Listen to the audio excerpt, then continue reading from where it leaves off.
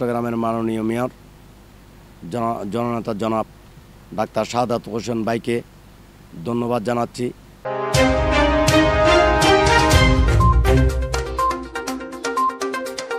অপরূপ TV online চট্টগ্রামবাসীকে আসসালামু আলাইকুম। চট্টগ্রামবাসী, আসলে আমরা এই মামা বাগিনের মাঠটি আমরা মনে করছিলাম এবার এখানে করতে পারবো না। আমাদের একটা আন্দোলনে ছিলাম আমরা। পাশে বাগিনের মাঠ, ওই ইনুস ভাইয়ের মাঠ, তারপর বিডি ফোর্ডের মাঠ, জাহাঙ্গীর ভাইয়ের মাঠ, কলাবাগান মাঠ, এই মাঠগুলো আমরা এখানে না করার ইচ্ছে ছিল। আমরা এখানে করব না, এইরকম একটা আমাদের আন্দোলন ছিল। আমরা হয়তো আমরা এই বাজারটা এখানে করার ইচ্ছে ছিল না, কেননা এখানে একটা সিন্ডিকেট ছিল, আওয়ামী লীগের বড় একটা সিন্ডিকেট। আমরা গতকালকেও আমি বলেছিলাম, ওই আওয়ামী লীগের বড় সিন্ডিকেটটা আমি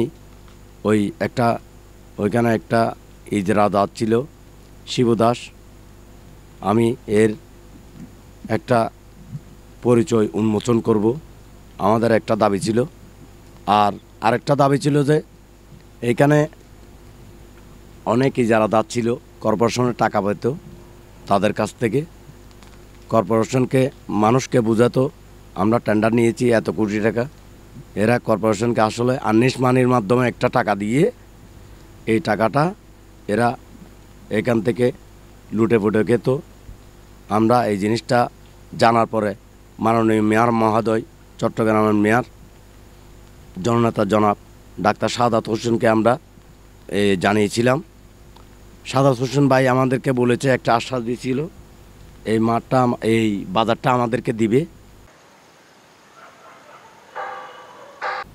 এখানে নিয়ে এসেছি। আবার কালকে আমরা নিউজ করেছিলাম একটা, যে আমরা আনন্দ বাজারের জন্য আসলে মনোপ্রাণে ছিল না আমরা এখানে বাজার করব না। তো আমি যেহেতু এখানে বাজার হবে, আমি উত্তরবঙ্গের সব ব্যাপারী ভাইদেরকে দৃষ্টি আকর্ষণ করছি, আপনারা সুন্দরভাবে আগের যে শয় মাঠে আপনারা চলে আসবেন।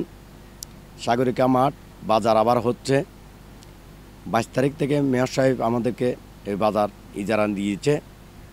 আর আমি মাননীয় মেয়র চট্টগ্রামের মাননীয় মেয়র জননেতা জনাব ডাক্তার শাহাদাত হোসেন ভাইকে ধন্যবাদ জানাচ্ছি আন্তরিকভাবে, উনি আমাদেরকে এই ব্যবসার সুযোগ করে দেওয়ার জন্য।